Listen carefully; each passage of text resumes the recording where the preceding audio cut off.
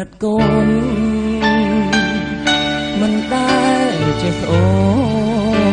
ចង់ឲ្យកូនរៀនខ្ពង់ខ្ពស់មិនថាយប់ថ្ងៃได้ថ្លៃខ្នងវត្តទ្វីព្រោះចង់ឲ្យកូនបានដើរផ្លូវល្អ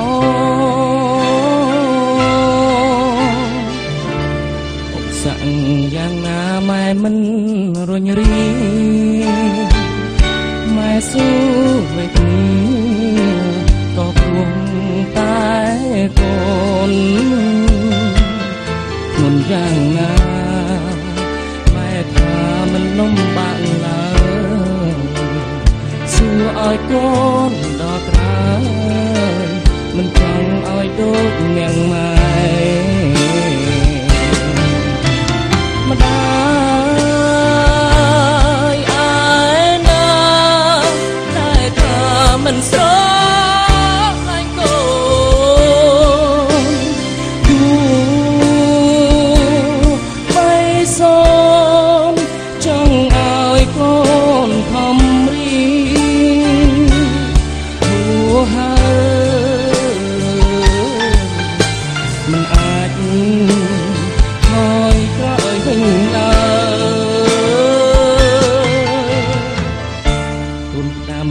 ទៅមេកូនស្រែតាមខ្យល់បើសិនបានដល់ថាកូនស្រឡាញ់ម៉ែណាស់បើវេលានឹងអាចបដូរខ្លាំងថាកូនស្រឡាញ់ណាស់ចង់ធ្វើកូនម៉ែដងទៀត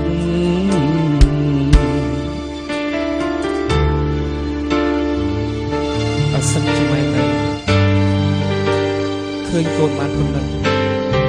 តាមម៉ែស្បែកចិត្តប៉ុណ្ណឹង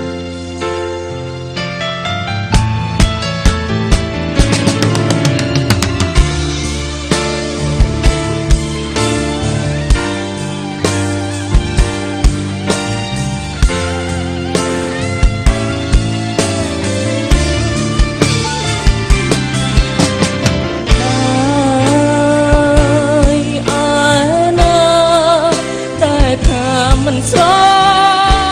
ឡាញ់កូនគូបីសូនចង់ឲ្យកូនខំរៀនព្រោះហើយមិនអាចថយក្រោយវិញឡើយកូនដាំទៅមេកូនស្រែតាមខ្យល់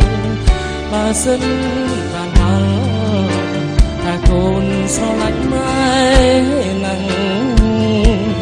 បើវេលានឹងអាចបដូរខ្លាំងថាកូនស្រឡាញ់ណាស់ចង់ធ្វើកូនម៉ែម្ដងទៀតចង់តបស្នងគុណម៉ែពុកអើយអូ